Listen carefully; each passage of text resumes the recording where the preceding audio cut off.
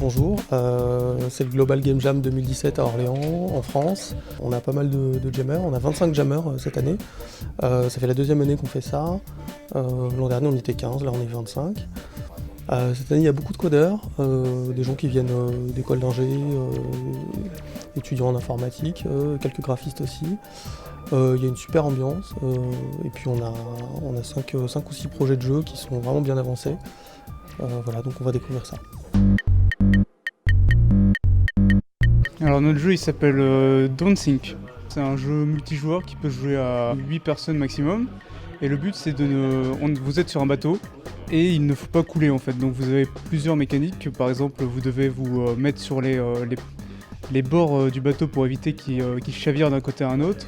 Vous devez récupérer des matériels qui sont dans la mer pour pouvoir réparer votre bateau parce que sinon il se remplit d'eau et il commence à couler. On a 2 codeurs. Moi je sais coder un petit peu donc j'aide aux petites tâches. C'est aussi notre première Game Jam donc c'est la première fois qu'on travaille ensemble et ça se passe plutôt bien.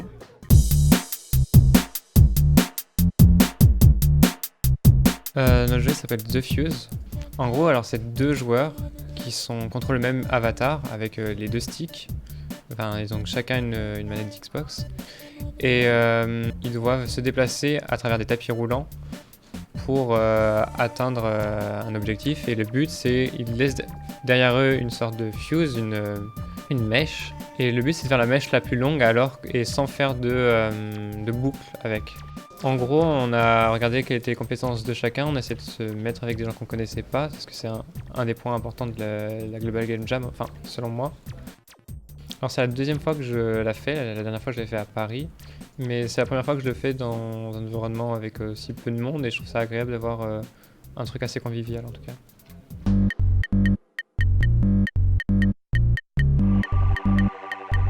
Donc le jeu il s'appelle Physician's Dreams et le but c'est de résoudre quelques énigmes en utilisant les éléments qui nous entourent comme l'eau, la lave, le feu, l'électricité. Et là par exemple j'étais en train de faire un aimant qui propulse une boîte métallique qui pourrait ensuite casser une palissade en bois pour ensuite passer au niveau suivant. C'est Aloïs qui s'occupe de toute la bande sonore avec sa guitare. Ensuite il est mis sur Unity et nous ça nous permet de les utiliser dans le jeu.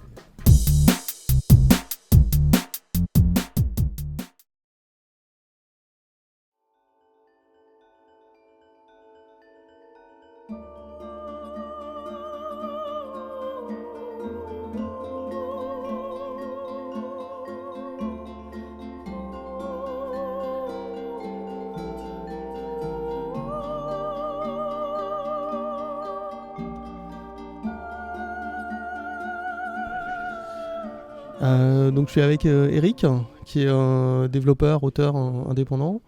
Est-ce que tu peux nous parler de ton projet Aquagena ? Aquagena, alors c'est un jeu vidéo dont j'ai eu l'idée depuis pas mal d'années déjà. Et j'ai commencé à le développer sérieusement il y a 1 an ou 2 de ça. Et puis voilà, j'avance dessus depuis tranquillement. Est-ce que tu peux nous dire comment tu as développé ce jeu ? D'où est-ce que tu es parti ? Alors en tout premier, j'ai fait une version avec un langage qui s'appelle le pur basic, c'est un basique. Ensuite, j'ai essayé d'en faire une adaptation en C++, mais alors c'était un petit peu complexe. Et après, on m'a proposé d'utiliser le moteur Arfan, le framework Arfan. Et là, du coup, le compromis était parfait. C'est un moteur, ça m'a permis d'accélérer la programmation en fait. Y a combien de personnes qui ont développé sur ton jeu ? Alors je suis tout seul, je travaille tout seul sur le jeu, musique, graphisme et code. Et par contre, j'ai le support technique de l'équipe qui développe le moteur que j'utilise, Arfan.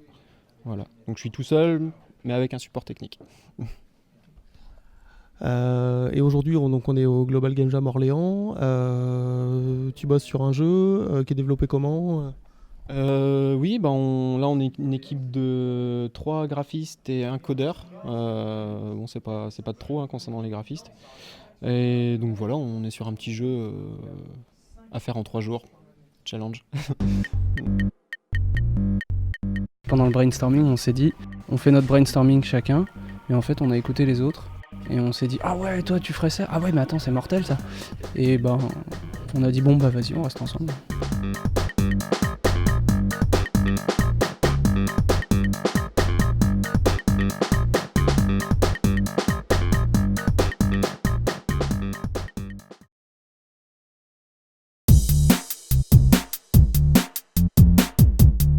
Dans les Global Game Jam, on a souvent une majorité de jeux qui tournent sur PC ou sur Mac, sur des plateformes récentes ou sur téléphone Android. Mais il arrive parfois qu'on trouve des pépites, des petits jeux sur des consoles un petit peu anciennes, sur des plateformes de rétro gaming. Cette année, on est assez content parce qu'on a un jeu qui est en développement qui est sur la console Mega Drive de Sega. Donc on va regarder un peu ce que ça donne.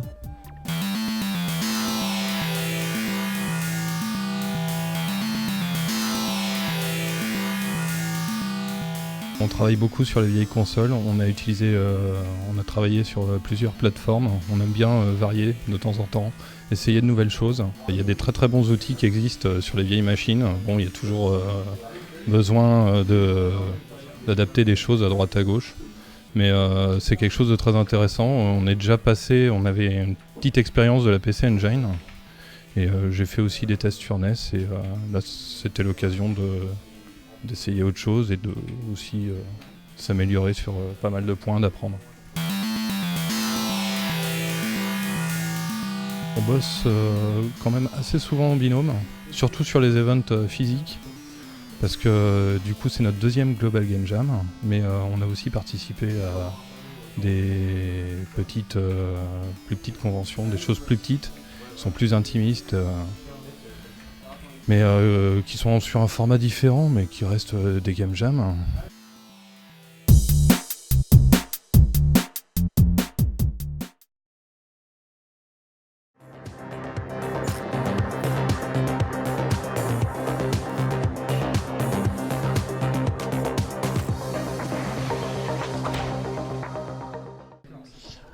Bonjour Florian, j'avais quelques questions sur Super Hotline Miami.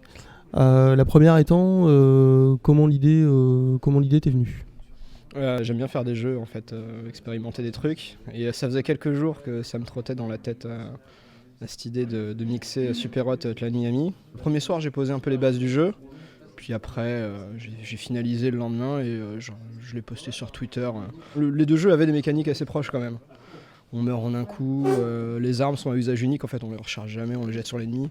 Enfin essayer aussi de ralentir le rythme de Hotline Miami qui est super nerveux quoi. Et en fait au final ça marchait plutôt bien. T'as eu des retours assez rapidement sur ce prototype ? Ouais justement quasiment instantanément, c'est-à-dire que je l'ai mis sur Twitter, juste comme ça quoi.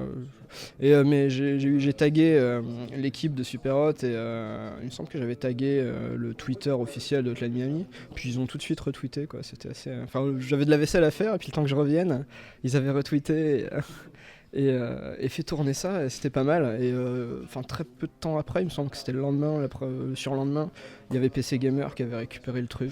Donc pour toi, ce sera un projet que tu voudrais continuer ? C'est en cours en fait, ça prend énormément de temps. Là, il y a eu quelques salons, quelques expos où on l'a montré. Il y a eu brièvement sur une émission de Gamecult le trailer qui est passé. Ça, on est en train de bosser dessus quoi. Le financement c'est un peu compliqué. Trouver des gens pour reprendre le flambeau, parce que tout faire tout seul en fait, ça marchait pour le prototype, mais maintenant c'est plus possible quoi. Donc faut trouver le temps on va dire de scaler la production un peu plus large quoi. Donc voilà. Ok, super, merci.